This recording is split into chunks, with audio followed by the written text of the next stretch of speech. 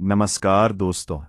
क्या आपने कभी सोचा है कि कुछ लोग आध्यात्मिक बातों में इतने प्रभावशाली क्यों होते हैं? क्यों कुछ साधकों की बातें दिल को छू जाती हैं, जबकि कुछ सिर्फ शब्दों का जाल बुनते रहते हैं? आज मैं आपके साथ साझा करने जा रहा हूं वो 10 गोपनीय तकनीकें जो सदियों से संतों और ऋषियों ने गुप्त रखी हैं। ये ज्ञान स्कूलों में नहीं पढ़ाया जाता, किताबों में साफ साफ नहीं लिखा जाता, लेकिन जो इसे समझ लेता है वो न केवल अपनी आध्यात्मिक यात्रा को सफल बनाता है, बल्कि दूसरों के जीवन में भी गहरा प्रभाव डालता है। चाणक्य ने कहा था, गुप्त ज्ञान ही वह शक्ति है जिससे जीवन या तो बदलता है या बर्बाद होता है। और आज हम इसी शक्ति को समझेंगे। तो बने रहिए इस वीडियो के साथ, क्योंकि अंत तक आप एक नए नजरिए से अपनी आध्यात्मिक यात्रा को देखने लगेंगे। दोस्तों, सबसे पहली और सबसे महत्वपूर्ण तकनीक है आत्मज्ञान। गोपनीय सूत्र में लिखा है, बाहरी खोज व्यर्थ है, असली मंदिर तुम्हारे भीतर है। जरा सोचिए, हम सब जीवन भर बाहर भटकते रहते हैं, एक मंदिर से दूसरे मंदिर, एक गुरु से दूसरे गुरु, एक किताब से दूसरी किताब। लेकिन क्या कभी आपने अपने भीतर झांका है?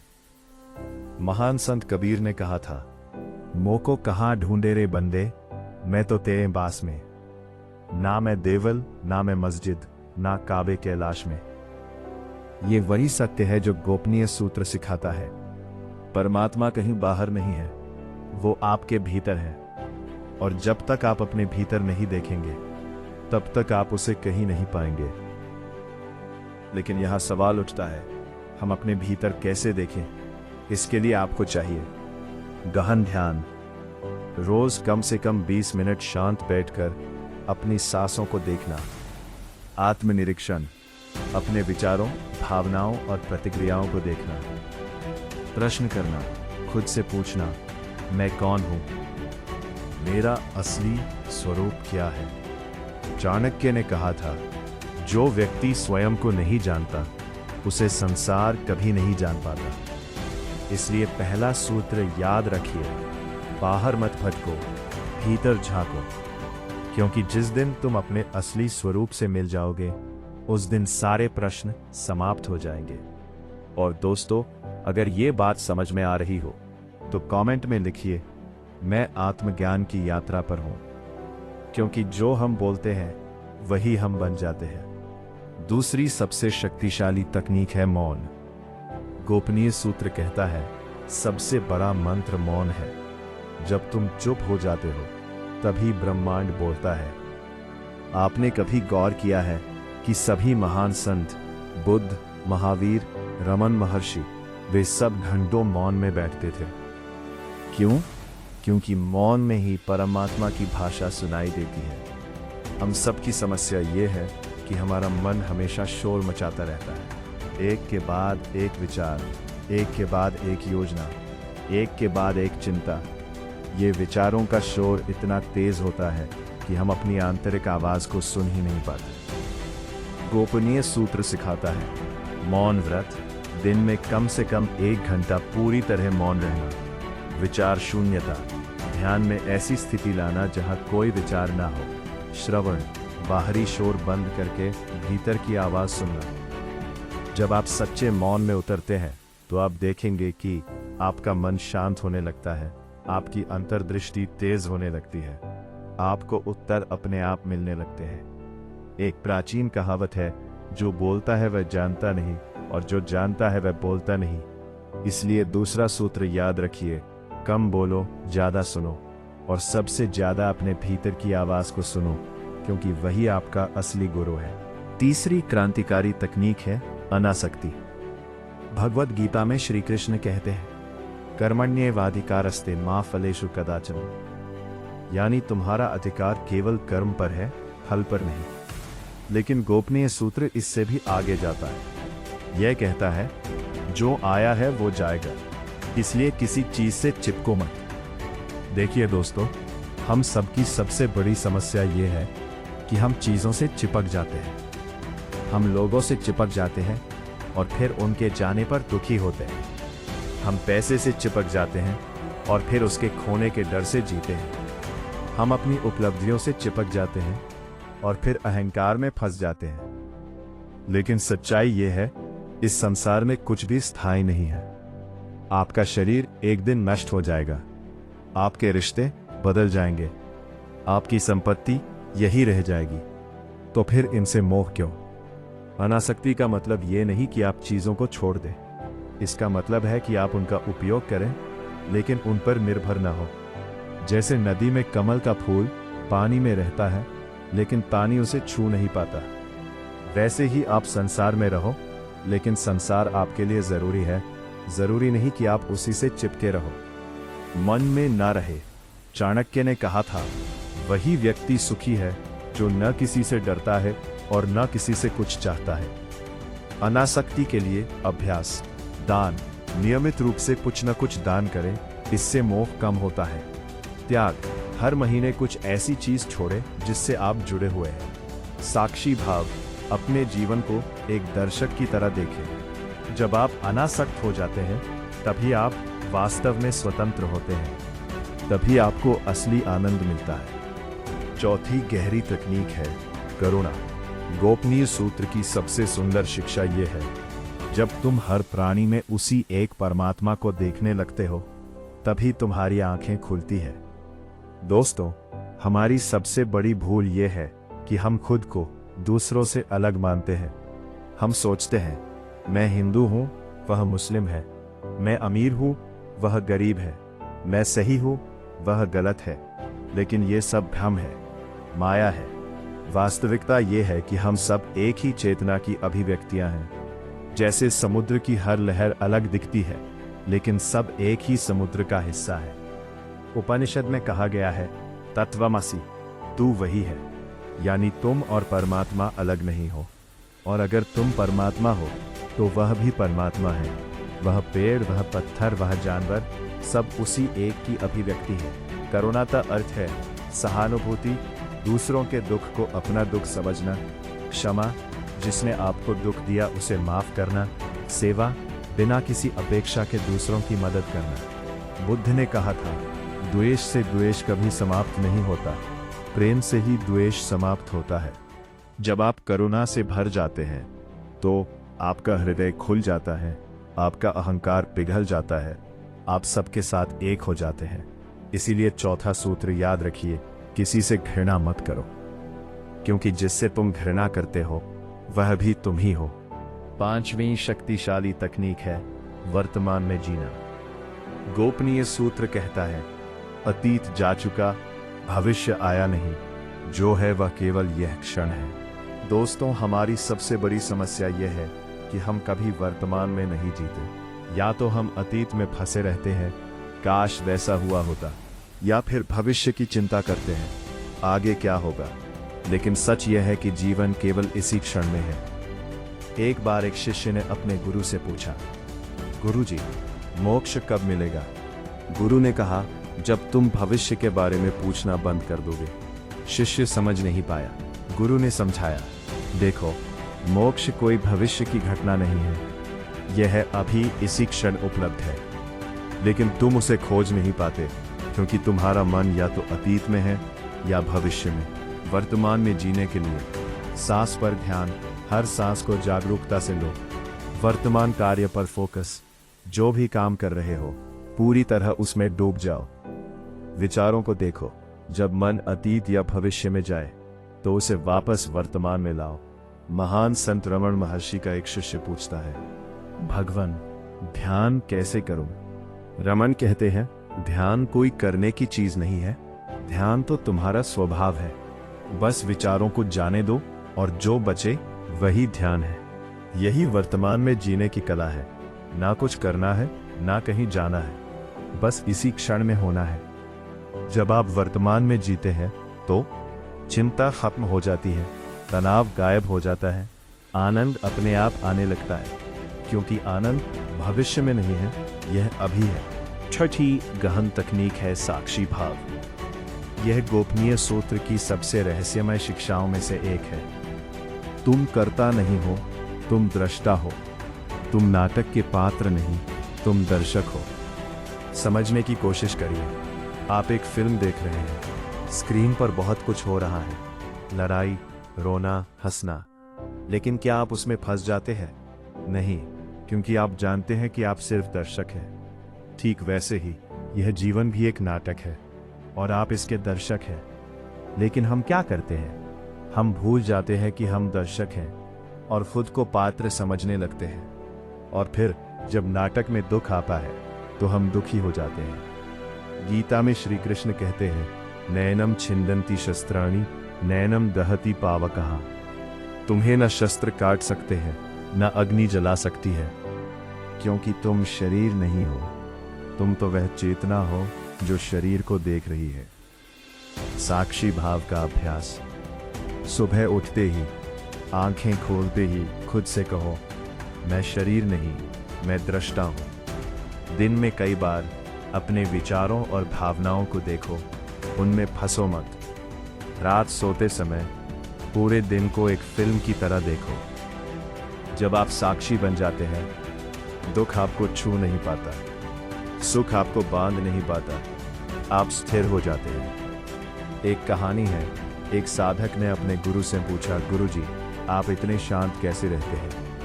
गुरु मुस्कुराए और बोले, मैंने जीना छोड़ दिया और देखना शुरू कर दिया। यही साक्षी भाव है। जियो मत, देखो, करो मत, होने दो। 7वीं परिवर्तनकारी तकनीक है समर्पण। गोपनीय सूत्र कहता है, तुम्हारी योजनाएं तुम्हें बांधती हैं, ईश्वर की इच्छा में समर्पित होने से मुक्ति मिलती है। दोस्तों, हम सब अपने जीवन को कंट्रोल करने की कोशिश करते हैं। हम सोचते हैं, ये होना चाहिए, वो नहीं होना चाहिए, मुझे ये चाहिए, वो नहीं चाहिए।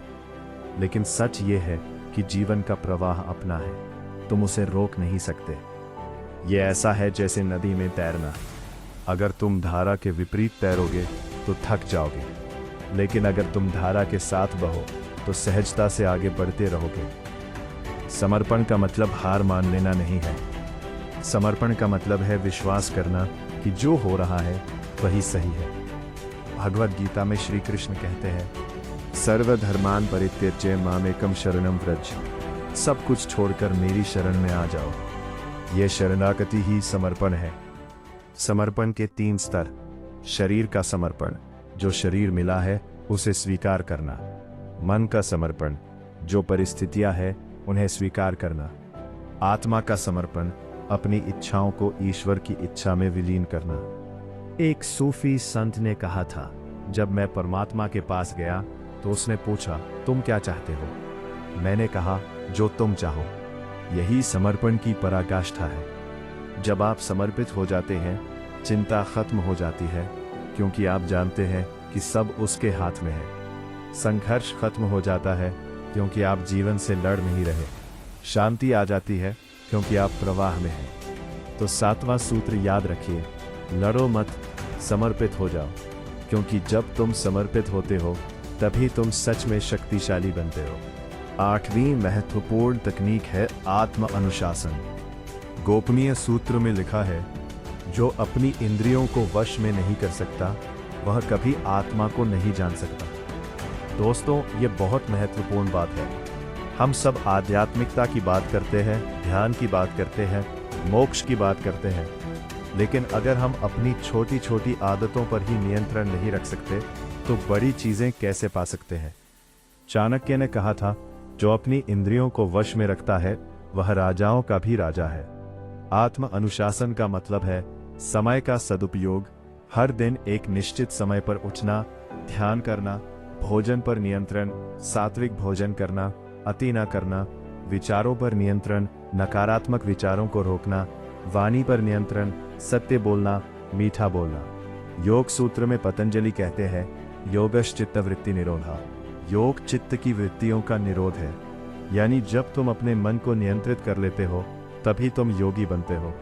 आत्म अनुशासन के लाभ, शक्ति में वृद्धि। जब तुम अपनी ऊर्जा को बर्बाद नहीं करते तो वह मरती। स्पष्टता, जब तुम्हारा मन शांत होता है तो तुम्हें चीजें साफ दिखती हैं। आत्मविश्वास, जब तुम खुद पर नियंत्रण रखते हो तो तुम्हारा आत्मविश्वास बढ़ता है। एक कहानी है, एक युवक ने एक महान योगी से पूछा, गुरुजी, मैं आत्मज्ञान पाना चाहता हूँ, मुझे क्या करना चाहिए? योगी ने कहा, पहले बताओ, तुम रोज कितने बजे उठते हो? युवक ने कहा, कभी 6 बजे, कभी 7 बजे, कभी 8 बजे, जब नींद खुल जाती है। योगी मुस्कुराए और बोले, बेटा, जो अपनी नींद पर नियंत्रण नहीं रख सकता, वो आत्मा पर कैसे नियंत्रण रखेगा? पहले हर दिन एक ही समय पर उठना सीखो, फिर आना। यही आत्म अनुशासन का सार है। छोटी चीजों में अनुशासन बड़ी चीजों की नींव रखता है। इसलिए 8वां सूत्र याद रखिए, खुद के स्वामी बनो, क्योंकि जो खुद का मालिक नहीं, वो किसी का भी मालिक नहीं हो सकता। 9वीं अत्यंत महत्वपूर्ण तकनीक है सत्संग। गोपनीय सूत्र कहता है, जैसी संगति वैसी गति, जिनके साथ रहोगे वैसे ही बन जाओगे। संत कबीर ने कहा था, संगत सो सुखी भये, कुसंगत पायो दुख। कह कबीर मिले क्यों नहीं, जबकि मिली न भूख। दोस्तों, हम चाहे जितनी भी साधना कर लें, लेकिन अगर हमारी संगति गलत है तो सब व्यर्थ है। सोचिए, अगर आप रोज ध्यान करते हैं, लेकिन फिर पूरा दिन ऐसे लोगों के साथ बिताते हैं जो नकारात्मक हैं, जो गॉसिप करते हैं, जो हमेशा शिकायत करते हैं, तो क्या आपका ध्यान टिक पाएगा? सत्संग का मतलब है सत्य की संगति, ऐसे लोगों के साथ रहना जो सत्य की खोज में है। ज्ञान की संगति, ऐसी किताबें पढ़ना, ऐसे प्रवचन सुनना जो ज्ञान देते हैं। आध्यात्मिक संगति, ऐसे गुरुओं और साधकों के साथ समय बिताना जो आध्यात्मिक है। चाणक्य ने कहा था, दुष्ट की संगति से बचो, भले ही वो तुम्हारा अपना हो। सज्जन की संगति करो, भले ही वो अजनबी हो। क्योंकि संगति का प्रभाव इतना गहरा होता है कि हमें पता भी नहीं चलता और हम धीरे धीरे बदल जाते हैं। एक प्रयोग किया गया था। एक साधु को दुष्टों के बीच रखा गया। शुरू में वह उनसे दूर रहा, लेकिन धीरे धीरे उनकी बातें सुनते सुनते, उनकी संगति में रहते रहते वह भी वैसा ही होने लगा। इसीलिए कहा गया है, सत्संग से सत्य मिलता है, कुसंग से पतन होता है। सत्संग के लाभ, सकारात्मक ऊर्जा, अच्छे लोगों की संगति से आपकी ऊर्जा बढ़ती है। प्रेरणा, जब आप देखते हैं कि दूसरे भी साधना कर रहे हैं तो आपको प्रेरणा मिलती है। मार्गदर्शन, अनुभवी साधक आपको सही रास्ता दिखाते हैं।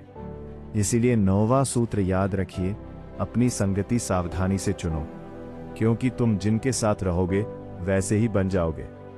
और अब 10वीं और सबसे महत्वपूर्ण तकनीक, निरंतरता। गोपनीय सूत्र का अंतिम और सबसे शक्तिशाली रहस्य है, मार्ग लंबा है लेकिन हर कदम गिना जाता है। रुको मत, बस चलते रहो। दोस्तों, आध्यात्मिक यात्रा की सबसे बड़ी चुनौती कोई मंत्र नहीं, कोई विधि नहीं, सबसे बड़ी चुनौती है निरंतर बने रहना। कितने लोग बड़े उत्साह से शुरुआत करते हैं, आज से मैं रोज ध्यान करूंगा, आज से मैं ब्रह्म मुहूर्त में उठूंगा, आज से मैं सत्य बोलूंगा। लेकिन फिर क्या होता है? 1 हफ्ता, 2 हफ्ते, और फिर धीरे धीरे सब छूट जाता है। यही सबसे बड़ी समस्या है, क्योंकि आध्यात्मिकता में कोई शॉर्टकट नहीं होता। ये कोई दौड़ नहीं है, ये एक लंबी, शांत और गहरी यात्रा है।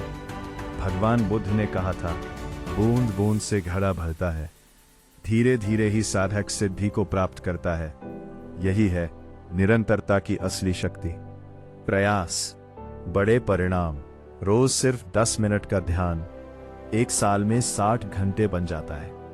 लगातार अभ्यास आदत बनाता है, और जब अभ्यास आदत बन जाता है तो साधना गहरी होने लगती है। एक कहानी है, एक शिष्य ने गुरु से पूछा, गुरुजी, ज्ञान पाने में कितना समय लगेगा?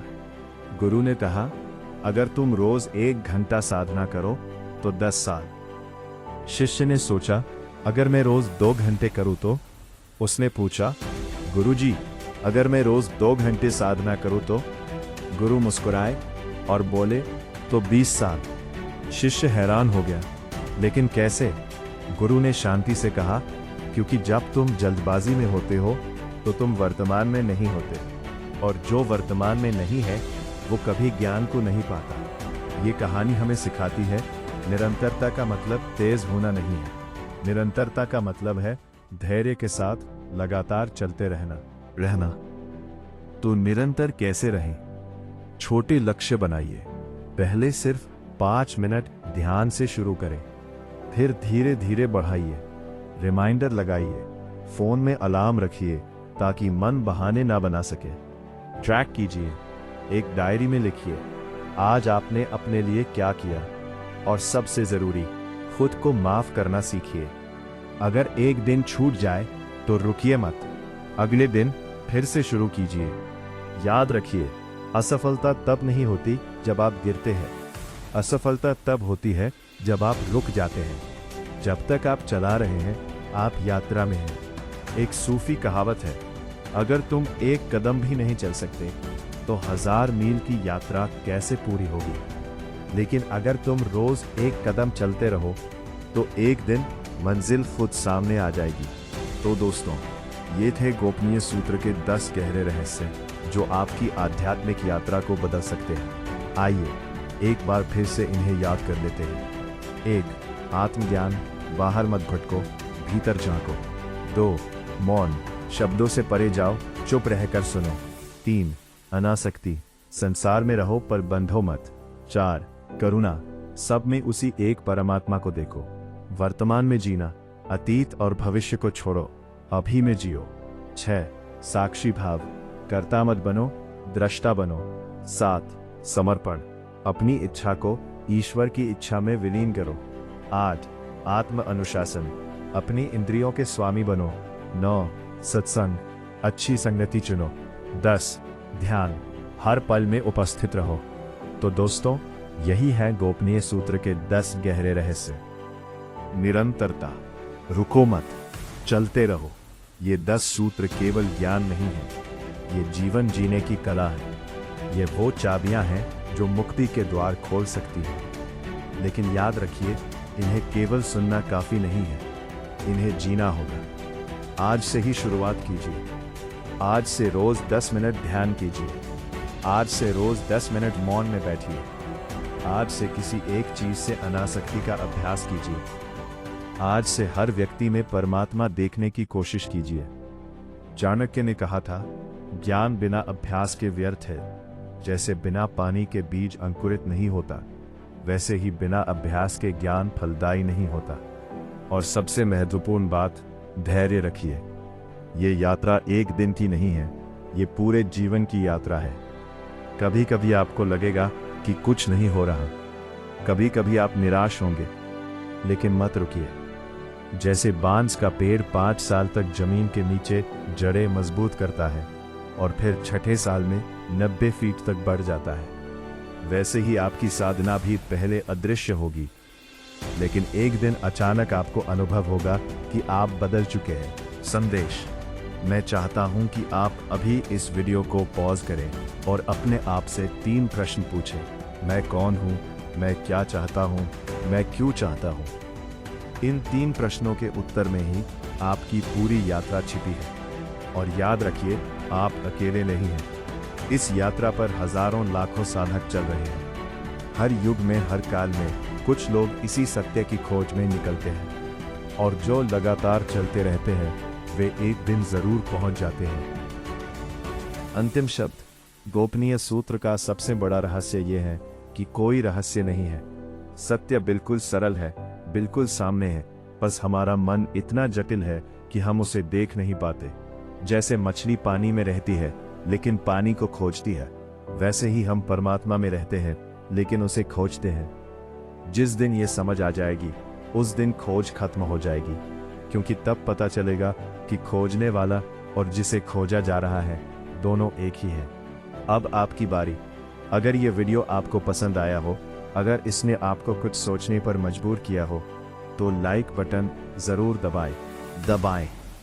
शेयर करें अपने उन दोस्तों के साथ जो आध्यात्मिक यात्रा पर हैं। सब्सक्राइब करें और घंटी का बटन दबाएं ताकि आने वाले वीडियो मिस ना हो। और सबसे महत्वपूर्ण, कमेंट में लिखिए, मैं आत्मज्ञान की यात्रा पर हूं या I am ready for the journey. क्योंकि जब आप इसे लिखते हैं तो यह एक संकल्प बन जाता है, और संकल्प ही वो पहला कदम है जो यात्रा की शुरुआत करता है। आपका अगला कदम। कल से हर सुबह जब आप उठें तो सबसे पहले खुद से कहें, आज मैं थोड़ा और जागरूक रहूंगा, आज मैं थोड़ा और शांत रहूंगा, आज मैं अपने असली स्वरूप के थोड़ा और करीब जाऊंगा। और रात को सोने से पहले खुद से पूछें, क्या आज मैं जागरूक रहा, क्या आज मैं शांत रहा, क्या आज मैं अपने असली स्वरूप के करीब गया। बस इतना करते रहिए, बाकी सब अपने आप होता जाएगा। अंतिम आशीर्वाद, मेरी शुभकामनाएं हैं कि यह ज्ञान आपके जीवन में क्रांति लाए। मेरी प्रार्थना है कि आप अपने असली स्वरूप को पहचानें, और मेरा विश्वास है कि अगर आप इन सूत्रों को अपने जीवन में उतारेंगे तो एक दिन आप भी उस परम शांति, उस परम आनंद को पालेंगे। जैसा कि उपनिषद कहते हैं, तत्वमसि तो वही है। आप पहले से ही वही हैं जो आप खोज रहे हैं, बस इसे पहचानना है। ओम शांति शांति शांति। धन्यवाद दोस्तों, मिलते हैं अगले वीडियो में। तब तक के लिए खुश रहिए, जागरूक रहिए और अपनी यात्रा जारी रखिए। जय श्री कृष्ण।